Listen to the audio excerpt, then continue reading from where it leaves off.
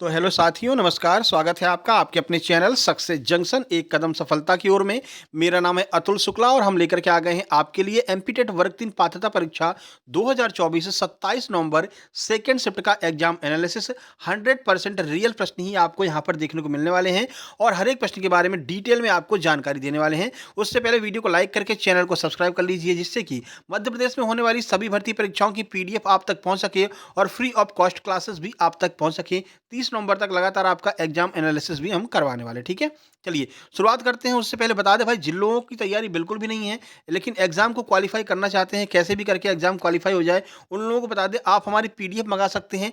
मात्र 15 रुपए में आपको ये पीडीएफ मिल जाएगी और उस पीडीएफ को पढ़ करके बहुत सारे लोगों ने एग्जाम को क्वालिफाई किया है, अभी आपको दिखा दे रहे हैं। और आज की जो आपका एग्जाम हुआ है उसमें हमारी पीडीएफ से लगभग 60 से 70% प्रश्न आपके ईवीएस के जो है वो अपनी पीडीएफ से फंसे हैं। आपको पूरा प्रूफ दे करके हम दिखाने वाले हैं, ठीक है। तो आप ये पीडीएफ मंगा लीजिए। कैसे मंगाना है वो आपको आगे बताएंगे। पहले आपको दिखा दें किन किन लोगों को हमारी पीडीएफ से फायदा हुआ है और कौन कौन से प्रश्न आज हमारी पीडीएफ से फंसे हैं। देखिए यहाँ पर बात करते, देखिए सर मेरे 88 नंबर आए हैं, आपसे 24 तारीख को पीडीएफ ली थी, आपका बहुत बहुत धन्यवाद और आभार सर, ठीक है। तो ये एग्जाम को क्वालिफाई करेगा, इनको बड़ी खुशी है। इन्होंने अभी 24 तारीख को पीडीएफ ली थी और कोई भी पढ़ाई नहीं की थी, लेकिन पीडीएफ पढ़ के एग्जाम को क्वालिफाई किया है। इसके बाद में ये सेकंड शिफ्ट आज वाले हैं 27 तारीख के। सर आपका बहुत बहुत धन्यवाद। मेरा नाम महेश सुनकर है सर, मेरे 82 नंबर हैं। आपकी पीडीएफ से बहुत सारे क्वेश्चन आए हैं और इन्होंने काफ़ी सारे क्वेश्चन भी भेजे हैं। साफ सफाई वाला हमने आपको कराया था, आपका स्वच्छ भारत अभियान अभी परसों ही कराया था। टाइटन उपग्रह ये अपनी सौरमंडल वाली पीडीएफ से फंस गया है, ठीक है ना। तो आप पीडीएफ मंगा लीजिए। इसके अलावा हेलो सर, मेरे 96 नंबर आए हैं और जनरल कास्ट से हैं। आपकी पीडीएफ से बहुत सारे क्वेश्चन फंसे थे, तो बहुत बहुत धन्यवाद। आपको भी नॉर्मलाइजेशन में नंबर कम नहीं होंगे, बिल्कुल परेशान मत होइए। जिनका लास्ट में एग्जाम है उनका जो है नंबर बढ़ने ही वाले हैं। कितने नंबर बढ़ सकते हैं वो भी आगे आपको बताएंगे, ठीक है। तो आप लोग पीडीएफ मंगा लीजिए जिससे कि आप एग्जाम को क्वालिफाई कर सकें। कैसे मंगाना है पीडीएफ तो देख लीजिए। यहाँ पर आपको एक स्कैनर दिख रहा होगा, इस स्कैनर का स्क्रीनशॉट खींचना है। स्क्रीनशॉट पर आपको जो सक्सेस जंक्शन का आपको अकाउंट दिख जाएगा, उस पर आपको जो है 15 रुपये का पेमेंट करना है, ठीक है। और उस पेमेंट को जो रिसिप्ट मिलेगी आपको या फिर जो स्क्रीनशॉट है पेमेंट का 7052547003 इस नंबर पर व्हाट्सएप कर देना है और आपको तुरंत की तुरंत पीडीएफ व्हाट्सएप कर दी जाएगी, ठीक है। तो यहाँ से आप पीडीएफ मंगा सकते हैं। इस स्कैनर का स्क्रीनशॉट खींच लीजिए और अपना पेमेंट करके पीडीएफ मंगा लीजिए। पीडीएफ में क्या क्या मिलेगा, तो हर एक सब्जेक्ट की पेडागोजी आपको मिलेगी, ठीक है। इसके अलावा 18 तारीख से अब तक जो एग्जाम एनालिसिस कराए गए हैं उसकी पीडीएफ आपको मिलेगी। 17 तारीख तक की पीडीएफ हमारे Telegram channel success junction live पर डली है, आप वहाँ से डाउनलोड कर सकते हैं, लिंक डिस्क्रिप्शन बॉक्स में दी गई है।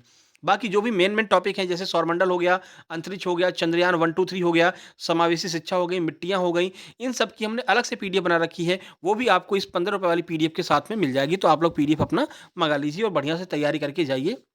2-2 3-3 दिन पढ़ कर के लोग एग्जाम निकाल रहे हैं, ठीक है ना। 2 दिन रह गए हैं, पेपर थोड़ा सा टफ हो गया है, तो आप लोग पीडीएफ जरूर मंगा लीजिए। चलिए शुरुआत करते हैं। एनवायरनमेंट से शुरुआत करने वाले हैं। पहला ही प्रश्न देखिए अपनी पीडीएफ से रखा हुआ मिल गया है।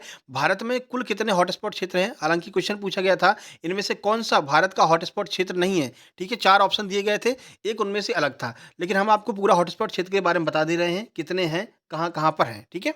तो कुल 4 हॉटस्पॉट क्षेत्र भारत में स्थित हैं और इसके बारे में अपनी पीडीएफ में ऑलरेडी बता चुके हैं जैव विविधता में। देखिए तो भारत में 4 जैव विविधता हॉटस्पॉट है। अब ये कौन कौन से होते हैं, क्या होता है ये, तो जैव विविधता हॉटस्पॉट वे क्षेत्र होते हैं जिनमें प्रजातियों की भरमार होती है और जो केवल उसी क्षेत्र की ही होती हैं, यानी कि एक निश्चित क्षेत्र होता है, इसी क्षेत्र में वे प्रजातियां रहेंगी, बाहर नहीं जाएंगी। जैसे आपका ओलिव रिडले कछुए हैं तो वो उड़ीसा की झील में ही रहेंगे, जो उड़ीसा की लेक है उसमें रहेंगे, उससे बाहर नहीं जाएंगे, ठीक है ना।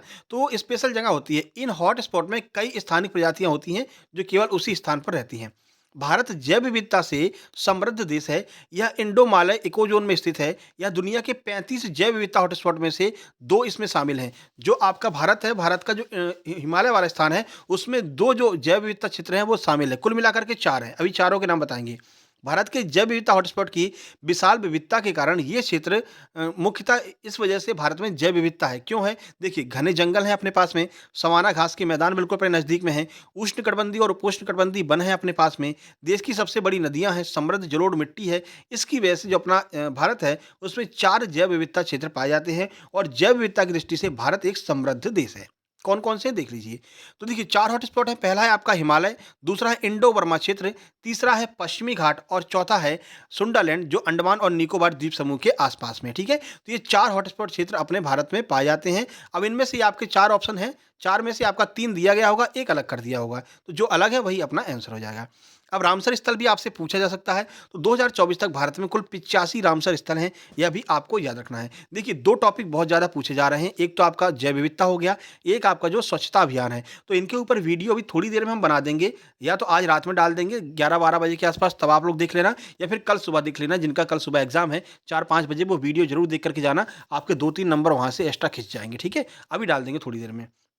उसकी पीडीएफ ही हम आपको दे देंगे। देखिए, अगला है शनि ग्रह के कौन-कौन से उपग्रह हैं, 4 ऑप्शन दिए गए थे, उनमें से शनि ग्रह का उपग्रह जो है ऑप्शन में था। तो इसमें आपका जो टाइटन है, वो आपका सही आंसर हो जाएगा, यहाँ पर टाइटन लिख लीजिए। तो टाइटन जो है वो शनि ग्रह का उपग्रह है। और कौन-कौन से मुख्य उपग्रह हैं शनि ग्रह के, वो देख लीजिए। और गैनीमेड याद रखना, गैनीमेड जो है वो बृहस्पति का सबसे बड़ा उपग्रह है, यह भी याद रखना है। शनि का सबसे बड़ा टाइटन है। तो शनि का सबसे बड़ा उपग्रह टाइटन है, यह बुध ग्रह से भी बड़ा है, यह सौरमंडल का एकमात्र उपग्रह है जिसका अपना खुद का वायुमंडल है, ये भी पूछा जा सकता है। हालाँकि सौरमंडल वाली पीडीएफ में ये सारी चीज़ें दी गई हैं, ठीक है? टाइटन पर नाइट्रोजन, मीथेन, ईथेन, बादल और कार्बनिक स्मॉग जैसी गैसें मौजूद रहती हैं। और कौन-सा है? एक और आपका दूसरे नंबर पर है रिया, ये भी पूछा जा सकता है। तो रिया जो है ये भी आपका शनि का ही है। तो शनि का दूसरा सबसे बड़ा उपग्रह है, यह अपनी कमज़ोर वलय प्रणाली के लिए जाना जाता है। इसके अलावा कौन-कौन से छोटे चंद्रमा हैं? तो छोटे चंद्रमा पर ज़्यादा आपको ध्यान नहीं देना, लेकिन इतना देख लीजिए। तो शनि के कई छोटे चंद्रमा हैं, जिनका आकार आलू या फिर रेवियायोली जैसा होता है। शनि के उपग्रह के बारे में कुछ खास बातें देखिए। तो शनि के 146 उपग्रह हैं, लेकिन 53 का नामकरण किया जा चुका है। और शनि के 7 चंद्रमा इतने बड़े हैं कि वे अपने गुरुत्वाकर्षण की वजह से पूरी तरह गोल आकार के हैं। और शनि के उपग्रह शनि के वलयों और चुंबकीय क्षेत्र को आकार देते हैं। जो शनि के चारों तरफ आपको वलय दिखाई देते हैं, ये इसके उपग्रह ही हैं जो लगातार घूम रहे हैं, जिसकी वजह से आपको शनि के चारों तरफ 7 छल्ले दिखाई देते हैं, ठीक है? शनि के छल्लों में लाखों वस्तुएं शनि की परिक्रमा कर रही हैं।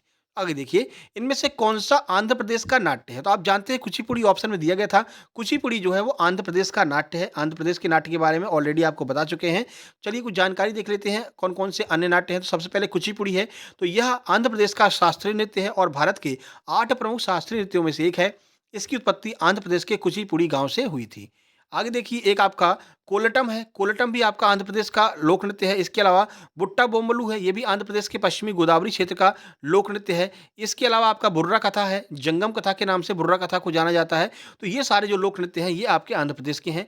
और देख लीजिए, विलासिनी नाट्यम, आंध्र नाट्यम, भामाकल्पम, वीर नाट्यम, दम्पू, टपेता, गुल्लू, लंबाडी, धीमसा। ये धीमसा और भामाकल्पम ये भी आपसे पूछा जा सकता है। ये भी आपका आंध्र प्रदेश के लोक नृत्य हैं, ठीक है? मेंस के लिए आपको परेशान नहीं होना है। मेंस की क्लासेस भी बहुत जल्दी शुरू की जाएँगी डिटेल में। और पीडीएफ बनना शुरू हो गई है मेंस की क्लासेस के लिए, तो उसके लिए भी आपको परेशान नहीं होना है। सुनील गावस्कर को किस उपनाम से जाना जाता है? तो सुनील गावस्कर को लिटिल मास्टर के उपनाम से जाना जाता है। चलिए देख लीजिए इनके बारे में कुछ जानकारी। तो भारतीय क्रिकेटर सुनील गावस्कर को लिटिल मास्टर के नाम से जाना जाता है।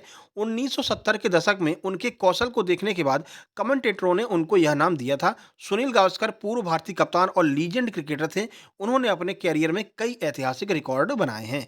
तो इनको लिटिल मास्टर कहा जाता है। अब आपको कंफ्यूज करने के लिए पूछा जा सकता है, सचिन तेंदुलकर को क्या कहते हैं? तो सचिन तेंदुलकर को मास्टर ब्लास्टर के नाम से जाना जाता है।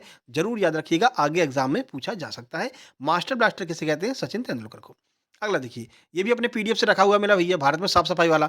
अभी 2 दिन पहले एग्जाम एलएसएस में कराया था, पूरा डिटेल में बताया था। और इसके ऊपर हम वीडियो आज बना देंगे, क्योंकि भारत में साफ सफाई से प्रश्न लगातार बन रहे हैं। तो भारत में साफ सफाई के लिए कौन सा अभियान चलाया गया था? तो स्वच्छ भारत अभियान चलाया गया था, ठीक है ना? चलिए देख लीजिए। तो भारत में साफ सफाई के लिए स्वच्छ भारत अभियान चलाया गया। यह अभियान भारत सरकार ने शुरू किया था। इसका मकसद गलियों, सड़कें और अधोसंरचना को साफ सुथरा रखना और कूड़े को साफ करना है। इसकी शुरुआत 2 अक्टूबर 2014 को हुई थी। इस अभियान के तहत सामुदायिक स्वच्छता परिसरों का निर्माण किया गया। ठोस और तरल अपशिष्ट प्रबंधन, यानी ठोस को अलग, तरल को अलग रखा गया। सूचना, शिक्षा और संचार के साथ साथ मानव संसाधन विकास यानी कि एचआरडी से जुड़ी हुई गतिविधियां भी इसमें शामिल की गई हैं। इस अभियान के तहत खुले में शौच की समस्या को कम करने के लिए व्यक्ति क्लस्टर और सामुदायिक शौचालय का निर्माण करवाया गया था। तो स्वच्छ भारत अभियान से भी लगातार प्रश्न पूछे जा रहे हैं। 2 प्रश्न आज आपकी इस शिफ्ट में स्वच्छ भारत अभियान से पूछे गए हैं। अगला कौन सा है वो भी आपको दिखाते हैं। अगला क्वेश्चन है, भारत सरकार के द्वारा किन गैसों के उपयोग पर रोक लगा दी गई है? तो जो एचएफसी गैसें हैं, इनके उपयोग पर भारत सरकार के द्वारा रोक लगा दी गई है। देखिए, तो भारत सरकार ने एचएफसी गैसों के आयात पर प्रतिबंध लगाई है। इसके अलावा दिल्ली सरकार ने वाहनों में तरलीकृत पेट्रोलियम गैस, जो आपकी एलपीजी होती है, इसके सिलेंडर लगाने पर रोक लगा दी है। आपको पता है, आपके जो गैस वाले जो आपके वाहन होते हैं, उनमें सीएनजी का यूज़ किया जाता है। ये भी आपका फुल फॉर्म पूछा गया था अभी पिछले एग्ज़ाम में कि सीएनजी का फुल फॉर्म क्या है? तो ये आपका कंप्रेस्ड नेचुरल गैस इसका फुल फॉर्म होता है। तो सीएनजी का इस्तेमाल कीजिए, एलपीजी का इस्तेमाल नहीं कर सकते हैं। दिल्ली सरकार ने रोक लगा दी है। दिल्ली सरकार ने यह प्रतिबंध लगाने की वजह यह रही है कि उसमें जो है आपकी जो एलपीजी होती है, वो केवल खाना बनाने के मानदंड से बनाई जाती है। उसका उपयोग आप वाहनों में नहीं कर सकते हैं, अन्यथा वो खतरनाक हो सकता है। ठीक है? इस वजह से दिल्ली सरकार ने रोक लगाई है। भारत ने एचएफसी गैसों के यूज़ पर रोक लगाया है। अगला देखिए, स्वच्छता अधिनियम कब पारित किया गया? एज़ इट इज़ यही क्वेश्चन आपका हमने पीडीएफ में करवाया था 2 दिन पहले, ठीक है ना? तो जिन लोगों के पास पीडीएफ है भाई पढ़ कर के जाइए, आप अच्छे से एग्ज़ाम को क्वालीफाई करके आएँगे, परेशान मत होइए बिल्कुल भी। तो 2 अक्टूबर 2014 को स्वच्छता अधिनियम लागू किया गया। चलिए देखिए, तो स्वच्छ भारत मिशन जिसे हम एसबीएम कहते हैं, ये 2 अक्टूबर 2014 को शुरू किया गया। यह अभियान खुले में शौच को खत्म करने और ठोस अपशिष्ट प्रबंधन में सुधार करने के लिए शुरू किया गया था। प्रधानमंत्री नरेंद्र मोदी ने राजघाट पर सड़क की सफाई करके इस अभियान की शुरुआत की थी, ठीक है ना? तो ये भी आपका प्रश्न आज पूछा गया था। अगला देखिए, अगला आया था घर में रहने वाले बुजुर्गों की कब-कब देखभाल करनी चाहिए? ऑप्शन में दिया गया था 24 घंटे सातों दिन, उसके बाद प्रतिदिन, तो यही हो जाएगा प्रतिदिन, ठीक है? उसके बाद दिन में 9 घंटे, दिन में 4 घंटे, तो याद रखिएगा प्रतिदिन जो है घर में रहने वाले बुजुर्गों की देखभाल करनी चाहिए। अगर उन पैर से परेशान है या फिर कोई भी दिक्कत है, तो उनका पैर दबाना, ये सारी चीज़ें आप कर सकते हैं और घर में रहने वाले बुजुर्गों की लगातार देखभाल करती रहनी चाहिए, प्रतिदिन इनका देखभाल करते रहना चाहिए, यही आपका आंसर होगा। अगला देखिए, अगला प्रश्न आपका पूछा था कृषि से, धान की खेती की सबसे अच्छी जैविकी विधि कौन-सी है? कि जैविक कृषि के माध्यम से धान की खेती कैसे की जा सकती है? तो ऑप्शन तो पता नहीं है, लेकिन आपको बता देते हैं कि कैसे कर सकते हैं। इनमें से कोई ऑप्शन आपका पूछा होगा। तो धान की जैविक खेती के लिए कई विधियाँ अपनाई जाती हैं। पहला है गोबर से जैविक खेती। तो खेत में 1 एकड़ में कम से कम 40 से 50 कुंटल गोबर डालकर मिला दें। इसके बाद खेत में पानी से भर दें और आप जो है अपना गोबर से इसकी जैविक खेती कर सकते हैं। इसके बाद जैविक खाद का इस्तेमाल, तो जैविक खाद कौन-कौन सी होती हैं, ये भी प्रश्न पूछा जा चुका है। तो गोबर खाद हो गया, केचुआ खाद हो गया, नाडेप खाद, कंपोस्ट खाद, हरी खाद, नील हरित काई, एजोला, पीएसबी, कल्चर जैसी जैविक खादों का इस्तेमाल करके भी आप जो है जैविक कृषि कर सकते हैं धान की। अगला है धान एंजाइम गोल्ड का इस्तेमाल कर सकते हैं, हरी खाद का इस्तेमाल कर सकते हैं। तो जहाँ सिंचाई सुविधा हो, वहाँ रोपाई विधि से धान की खेती की जाती है, वहाँ हरी खाद का इस्तेमाल फ़ायदेमंद होता है। तो इस तरह से आप धान की खेती कर सकते हैं और धान की फसल जो है वो एक रोपाई वाली फसल है। ये भी प्रश्न पूछा गया कि रोपण कृषि कौन-सी है? तो धान हो गया, गन्ना हो गया, चाय हो गया, कॉफ़ी हो गया, ये सारी रोपण कृषि के अंतर्गत आती हैं। और धान के खेत में से कौन-सी गैस निकलती है? मीथेन गैस निकलती है। इसके बारे में ऑलरेडी आपको बता चुके हैं। अगला देखिए, तो भाई हिंदी की बात कर लेते हैं। तो हिंदी में आज आपसे पूछा गया था कि भाई-बहन में कौन-सा समास हो जाएगा? इसके बाद रूपक और उपमा अलंकार आपसे पूछा गया, 2 अलंकार पूछे गए हैं। एक विलोम पूछा है, एक पर्यायवाची पूछा है। उपसर्ग का एक प्रश्न है, एक आपका जो गद्यांश है लगभग 10 नंबर का जो पूरा पोर्शन है, गद्यांश ने कवर किया था, 5 नंबर आपके पद्यांश ने कवर किए थे। इसके अलावा जो पेडागॉजी है, वो पेडागॉजी अपनी पीडीएफ से आई है, बिल्कुल परेशान नहीं होना है। हिंदी पेडागॉजी की पीडीएफ आपको साथ में मिल जाएगी, लगभग 2 जो है हिंदी पेडागॉजी की पीडीएफ हमने आपको दी है ₹15 वाली पीडीएफ के साथ में। तो जो लोग भी मंगाना चाहते हैं, तो वो लोग पढ़ कर के जाइए उस पीडीएफ को, आपको बहुत फ़ायदा होने वाला है। चलिए, आगे बढ़ने से पहले आपको बता दें भाई, मध्य प्रदेश की सभी परीक्षाओं के लिए फ्री क्लास और पीडीएफ आपकी शुरू होने वाली हैं। 2025 में 1 लाख भर्ती आपकी आने वाली है, बता दिया गया है, ठीक है ना? कैलेंडर बहुत जल्द आने वाला है। कुछ भर्तियाँ तो पता चल गई हैं, जैसे ग्रुप 5 की आपकी आ गई है। तो इनमें जो-जो मेन-मेन सब्जेक्ट है, जैसे कि आपका इंग्लिश हो गया, हिंदी हो गया, मैथ हो गया, आपका साइंस हो गया, तो ये तो ऐसे सब्जेक्ट है जो तो हर एग्ज़ाम में आने वाले हैं, ठीक है? तो इनकी एक हम बेहतरीन अपनी पीडीएफ तैयार कर रहे हैं। जो हर एक एग्ज़ाम का एनालिसिस हम कर रहे हैं, उससे पता कर रहे हैं किस तरह के क्वेश्चन आते हैं। तो जो मेन-मेन टॉपिक हैं, वही अपन पढ़ेंगे, फालतू की चीज़ें पढ़ने से कोई मतलब नहीं है, ठीक है ना? तो पीडीएफ हम हर एक सब्जेक्ट की तैयार कर रहे हैं, इंग्लिश की भी आपको मिलेगी, हिंदी की मिलेगी, तो हर एग्ज़ाम के लिए हम तैयार कर रहे हैं, तो वो पीडीएफ भी आप मँगा सकते हैं। हम बता देंगे, आप लोग जुड़े रहिए हमसे कि कब आपकी पीडीएफ हम लॉन्च कर रहे हैं, काम उस पर शुरू हो गया है। इसके अलावा 30 नवंबर से महिला पर्यवेक्षक के बैच आपके शुरू हो गए हैं। फ्री बैच 30 नवंबर से शुरू हो रहे हैं, कोई चार्ज आपका नहीं लगेगा और इसकी पीडीएफ भी आपको दी जाएगी। मिनिमम प्राइस पर आपको इसकी पीडीएफ भी मिल जाएगी। इस पर भी आपका काम चल रहा है। जो 4-5 सब्जेक्ट हैं, अलग-अलग सब्जेक्ट है आपका, बाल विकास वगैरह, पोषण वगैरह इसमें है। इसकी भी पीडीएफ बन रही है, तो ये भी आपको एज़ इट इज़ सही टाइम पर मिल जाएगी। और जो चयन परीक्षा वाले हैं, उनके लिए भी हम डिटेल पीडीएफ बना रहे हैं। जैसे कि इंग्लिश हो गया, हिंदी हो गया, इन सब की आपको डिटेल पीडीएफ मिलेगी, जो आपके चयन परीक्षा में काम आएगी। मिनिमम प्राइस रखेंगे, यही आपका 19-20 रुपए रखेंगे, इससे ज़्यादा नहीं रखेंगे, ठीक है? चलिए, बाल विकास की बात कर लेते हैं। तो बाल विकास में आपका लॉजिकल समझ पर आधारित लगभग 3 से 4 प्रश्न थे, जो आप अपने दिमाग से सोच समझ करके सॉल्व कर सकते थे, जो आपकी थिंकिंग पर आधारित क्वेश्चन थे। उसके बाद में वुडनवर्थ की अधिगम की परिभाषा आपकी आई थी, एक क्वेश्चन यहाँ से आया था। पुल और पुश का सिद्धांत क्या होता है, ये आपका आया था। एक प्रश्न आपका थानेडाइक से था। समावेशी शिक्षा से आपके 2 प्रश्न आए हैं, समावेशी शिक्षा की पीडीएफ भी आपको इसी पीडीएफ के साथ मिल जाएगी। टीएलएम से प्रश्न आ रहे हैं, आपके बाल विकास में भी और इंग्लिश में भी आ रहे हैं। तो 2 प्रश्न आपके टीचिंग लर्निंग मेथड से आए हैं, मटेरियल से आए हैं 2 प्रश्न। कोहल वर्ग से 1 प्रश्न, जीन पियाजे के 2 से 3 प्रश्न और 1 प्रश्न आपका स्किनर से भी पूछा जा रहा है। ज़्यादातर जो प्रश्न है वो आपके स्टेटमेंट बेस्ड प्रश्न आ रहे हैं, जो आपको थोड़ा-सा दिमाग लगाकर सोच समझ करके करना होगा, ठीक है? तो समय बचा करके चलिएगा, समय महत्वपूर्ण हो जाएगा यहाँ पर। अगला आपका मैथ की बात कर लेते हैं, संस्कृत का एग्ज़ाम नहीं था, सीधे इंग्लिश पर चलेंगे। मैथ की बात करें तो 65-61 का वर्गमूल आपका पूछा गया था कि इसका वर्गमूल क्या होगा? इसके अलावा 2 प्रश्न आपके आयु के थे। एक त्रिभुज का क्षेत्रफल पूछा था कि 21 सेंटीमीटर, 35 सेंटीमीटर और 28 सेंटीमीटर उसकी भुजाएँ हैं। तो बताइए त्रिभुज का क्षेत्रफल क्या होगा? ये आपसे पूछा गया था। 2 प्रश्न आपके द्विघात समीकरण से आए थे, तो ये भी आपको देख लेना है। इसके बाद में संख्या पद्धति से आपके प्रश्न आए थे, नंबर सिस्टम से 2-3 प्रश्न आए थे, अनुपात से 2 प्रश्न आया था, एवरेज का 1 प्रश्न आया है, सुबह भी आया था।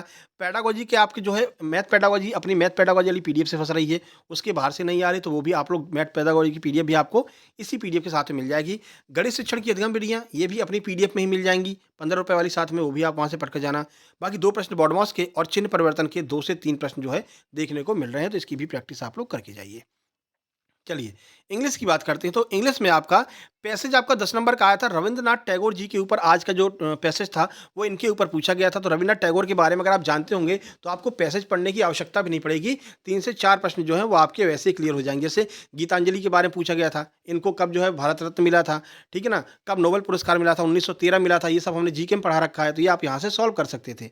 तो कुछ क्वेश्चन तो आपके ऐसे ही सॉल्व हो जाते, पैसेज पढ़ने की आवश्यकता भी नहीं पड़ती। इसके अलावा पार्ट ऑफ स्पीच से आपके 2 से 3 प्रश्न पूछे जा रहे हैं। 2 प्रश्न आपके प्रीपोजिशन के हैं और आपका 1 प्रश्न नियरेस्ट वर्ड यानी कि सिनोनिम से और 1 प्रश्न अपोजिट वर्ड यानी कि एंटोनिम से आपका एक-एक क्वेश्चन पूछा जा रहा है। इसके बाद में 1 प्रश्न आपका एडवर्ब से पूछा जा रहा है, ठीक है? तो एडवर्ब भी देख कर के जाइएगा। इसके अलावा जो आपका इंडक्टिव और डिडक्टिव मेथड है, यहाँ से सुबह भी प्रश्न आया था और इस शिफ्ट में भी 1 प्रश्न आपका आया है। इसके अलावा स्किल से भी आपके प्रश्न पूछे जा रहे हैं, तो इसको भी थोड़ा स्किल्स वाला जो टॉपिक है, इसको देख कर के जाइएगा। लर्निंग स्किल क्या है, रिसेप्टिव स्किल क्या है, ठीक है? तो ये सब पूछे जा रहे हैं। टीएलएम से 2 प्रश्न आज इसमें भी आए हैं। सुबह ऑडियो वाला आया था कि ऑडियो विजुअल टीएलएम क्या है? टीवी ऑप्शन में दिया गया था। इस शिफ्ट में भी आपका टीएलएम से 2 प्रश्न पूछे गए हैं। अगला देखिए, rule of grammar in teaching से भी आपका 1 प्रश्न पूछा गया है। पोएम एंड पैसेज दोनों का टाइटल भी आपका पूछा गया था। तो पहले का टाइटल तो रवीन्द्रनाथ टैगोर ही हो जाएगा, ठीक है? आपको ऑप्शन और देखना था कि ऑप्शन में क्या दिया गया था। इसके अलावा एडजेक्टिव से भी आपके 1 से 2 प्रश्न मिल रहे हैं, तो ये भी आपको कवर करके जाना है। हालाँकि अभी आपका आर्टिकल्स नहीं पूछे गए हैं, ठीक है? तो ये आपका इंग्लिश का पूरा हमने बता दिया किस तरह से इंग्लिश आ रही है, ठीक है? चलिए, अब वीडियो को पहले लाइक कर दीजिए, आगे बताते हैं। तो अब जिनको भी पीडीएफ मंगाना है, वो लोग ध्यान दे लें एक बार, इसका स्क्रीनशॉट ले लीजिए। स्क्रीनशॉट लेने के बाद में पेटीएम, गूगल पे, फ़ोन पे खोलना है। वहाँ पर आप जो स्कैनर वाला ऑप्शन आता है, उस पर क्लिक करना है। यहाँ पर गैलरी का आइकन आएगा, गैलरी के आइकन पर क्लिक करना है और उसके बाद में जैसे आप इस फ़ोटो को सिलेक्ट करेंगे, ऊपर सक्सेस जंक्शन नाम आ जाएगा। 15 रुपए पे करके इस नंबर पर आपको सेंड कर देना है। जो स्क्रीनशॉट है, तुरंत की तुरंत आपको जो है पीडीएफ भेज दी जाएगी। बाकी भाई अपने पीडीएफ से ही प्रश्न आ रहे हैं, आपको नेगेटिव कमेंट बहुत सारे मिलते हैं, बहुत सारे लोग जो अलग-अलग चैनल से भेज जाते हैं, शुक्ला सर की पीडीएफ बहुत चल रही है, जाओ नेगेटिव कमेंट कर आओ कि पीडीएफ नहीं देते हैं, जाओ कमेंट कर आओ कि फ्रॉड है, ठीक है? तो उन सब की बातों में आपको बिल्कुल भी नहीं फँसना है। 2-4 लोग ऐसे होते ही हैं दिन भर में, जो जिनका काम ही यही है कि जा कर के दूसरे के वीडियो पर फ्रॉड फ्रॉड या फिर ऐसा कुछ बोलना, तो बिल्कुल भी आपको ध्यान नहीं देना है। आपको हमने एग्ज़ाम्पल भी दिखा दिया, प्रूफ भी दिखा दिया, अपनी पीडीएफ से प्रश्न आए हैं और आते रहेंगे। आगे जितने भी एग्ज़ाम हैं, इस तरह की पीडीएफ तैयार कर रहे हैं कि सब एग्ज़ाम के जो प्रश्न हैं अपनी पीडीएफ से ही आएँगे। तो परेशान आपको बिल्कुल भी नहीं होना है। मन लगाकर तैयारी कीजिए और 2025 में अपनी एक जॉब ले लीजिए, ठीक है? चलिए फिर मिलते हैं नेक्स्ट वीडियो में। अभी थोड़ी देर में वीडियो बना देंगे भाई, जिन लोगों का कल परसों और बचे बचे हुए दिनों में जो है पेपर है, तो स्वच्छ भारत अभियान वाला एक वीडियो बना देंगे उसी के साथ में, और हॉटस्पॉट, इन दोनों को मिला करके एक वीडियो भी बना देंगे, ठीक है? तो उसको भी आप लोग ज़रूर देख करके जाना, जिनका भी कल एग्ज़ाम है। चलिए फिर मिलते हैं नेक्स्ट वीडियो में, तब तक के लिए नमस्कार, धन्यवाद। टेलीग्राम जॉइन कर लीजिए, नीचे आपका उसको लिंक दी गई है, ठीक है? धन्यवाद।